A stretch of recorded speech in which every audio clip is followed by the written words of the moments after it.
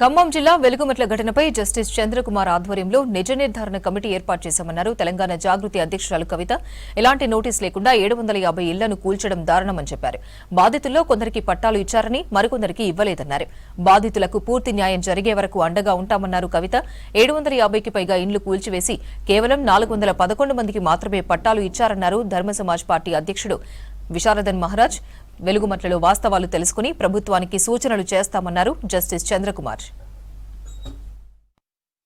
ప్రజా పోరాటాలకు గెలుపు తప్పకుండా లభించి తీరుతుందనడానికి ఉదాహరణగా నేను భావిస్తా ఉన్నాను.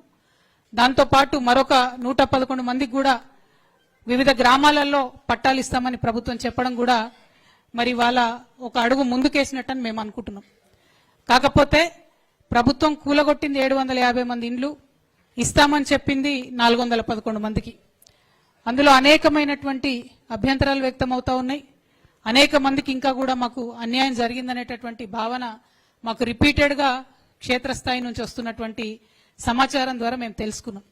ఆ తర్వాత డాక్టర్ విశారదన్ గారు మళ్ళీ ఒకసారి నిన్న ఖమ్మంలో మరి పరిస్థితి ఏంటి ఇట్లా జరుగుతుందని తెలుసుకోవడానికి వెళ్ళినప్పుడు వారిని నిన్న కూడా మళ్ళీ అరెస్ట్ చేసి నిన్న కూడా డే అంతా నిర్బంధించి అక్కడ కలెక్టర్ గారు కనీసం అపాయింట్మెంట్ ఇవ్వకుండా జాయింట్ కలెక్టర్ గారు కనీసం అపాయింట్మెంట్ ఇవ్వకుండా అన్యాయంగా మరి అసలు జరుగుతున్నది ఏంటి, ఈ ప్రొసీజర్లో క్లారిటీ ఏంటి అనేటటువంటి పారదర్శకత లేకుండా, ట్రాన్స్పరెన్సీ లేకుండా ఎందుకు ప్రభుత్వం వ్యవహరిస్తుంది అనేది అర్థం కానటువంటి విషయం. ప్రభుత్వం ప్రజా పోరాటాలకు దిగి వచ్చి 300 మందికి ఇండ్లు ఇస్తామని చెప్పింది. కానీ దాన్ని సంపూర్ణ న్యాయం జరగాలి. డిసెంబర్ 9 నాడు గృహప్రవేశం అని చెప్పారు. ఈ 8 నెలల కాలంలో మరి ఆ పేద ప్రజలు ఎక్కడుంటారు, వారికి సంబంధించినటువంటి హౌస్ రెంట్ ఏంది, స్కూల్ ఖర్చులు ఏంది, జరిగినటువంటి నష్టానికి పరిహారం ఏంది, ఇటువంటి అనేక అంశాలు కూడా మా ముందున్నాయి. కాబట్టి వీటినంతా కూడా కంప్లీట్గా సంపూర్ణంగా ఈ ప్రజలకు న్యాయం జరిగేంత వరకు మేము ప్రయత్నిస్తాం. ఇక్కడ మేము కోరేది ఏంటంటే 746, 750 మంది ఆ భూదాన భూమిలో నివాసాలు ఏర్పాటు చేసుకున్నారు. అసలు 1500 మంది ఉన్నారు, పోనీ అక్కడికి మేము వెళ్ళట్లే. 750 వరకు మాట్లాడుకుంటే అందులో వాళ్ళు ఇచ్చినటువంటిది కేవలం 411 మంది మాత్రమే. ఇంకా 350 పైన అక్కడ బాధితులకి న్యాయం జరగాలి.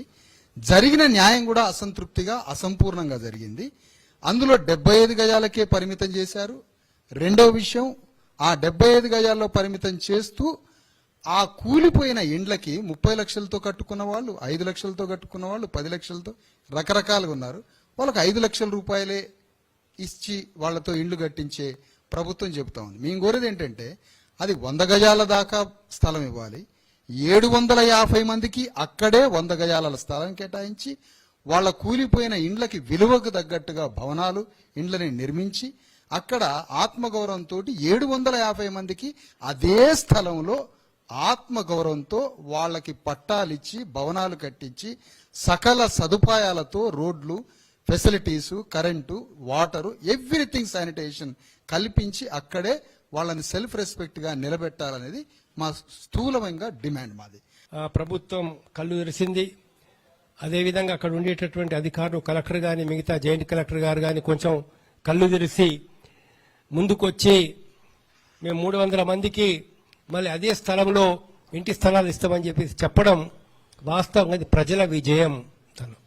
ఖచ్చితంగా ఎవరైతే ప్రజలు పోరాటం చేస్తున్నారో ఆ పోరాటం చేసే ప్రజల విజయం.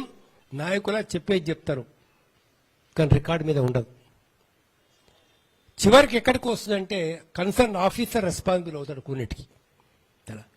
వాళ్ళు చెప్తారు ఈ చేయండి అని చెప్పి చెప్తారు కానీ రికార్డు మీద ఎక్కడ ఉండదు. అధికారులకు వ్యక్తిగతంగా బాధ్యులు అవుతారు.